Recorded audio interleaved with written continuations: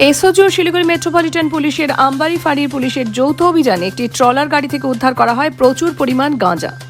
জানা যায়, সোমবার গোপন সূত্রে খবরের ভিত্তিতে এসওজি ও আমবাড়ি ফাঁড়ির পুলিশ যৌথভাবে শিলিগুড়ি কানাল রোডের নোয়াপাড়ার কাছে অভিযানে নামে। পুলিশ সেখানে একটি ফাঁকা ট্রলার গাড়িকে দাঁড় করিয়ে তাতে তল্লাশি চালায়। তল্লাশি চালিয়ে নাগাল্যান্ড নম্বরের ট্রলার গাড়িটির নিজের অংশের একটি গোপন চেম্বার থেকে প্রায় কয়েকশো কেজি গাঁজা উদ্ধার সহ একজনকে গ্রেপ্তার করেছে পুলিশ।